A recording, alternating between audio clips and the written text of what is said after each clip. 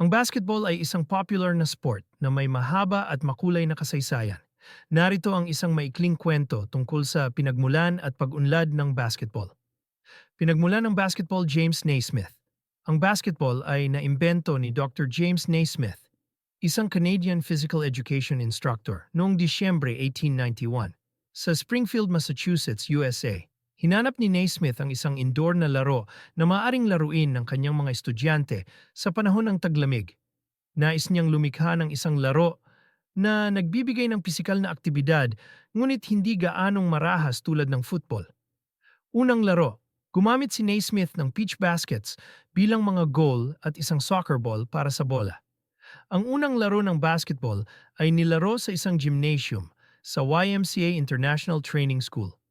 Ang mga patakaran ng laro ay simple at mayroon lamang 13 na orihinal na patakaran. Kabilang dito ang mga pangunahing ideya tulad ng hindi pagtakbo habang hawak ang bola at pagmamarka sa pamamagitan ng paghagis ng bola sa basket. Paglawak at pag-unlad paglago ng popularidad. Ang basketball ay mabilis na lumaganap sa mga kolehiyo at unibersidad sa Estados Unidos.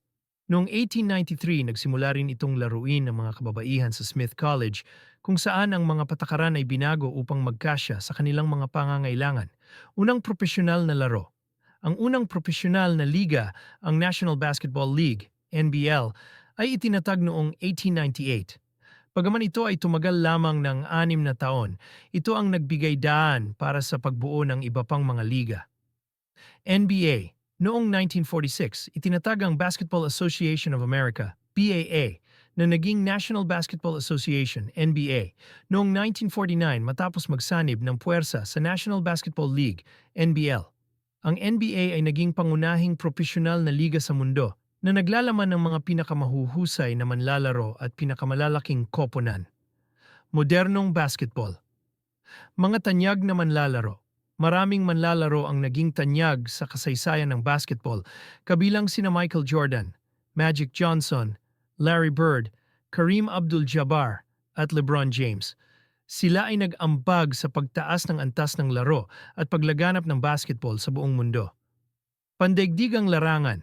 Ang basketball ay hindi lamang naging tanyag sa Estados Unidos, kundi pati na rin sa buong mundo. Ang FIBA, Federation International de Basketball, ay itinatag noong 1932 upang pamahalaan ang internasyonal na kompetisyon. Ang basketball ay naging bahagi ng Summer Olympics noong 1936 na nagbigay daan para sa mas malawak na pagkilala at pag-unlad ng sport sa iba't ibang bansa. Konklusyon, ang basketball ay nagsimula bilang isang simpleng indoor na laro at naging isang pandaigdigang fenomena na may milyon-milyong tagahanga at manlalaro. Ang kasaysayan nito ay puno ng pagbabago, inobasyon at mga mahuhusay na personalidad na nagbigay kulay at nagpaunlad sa laro.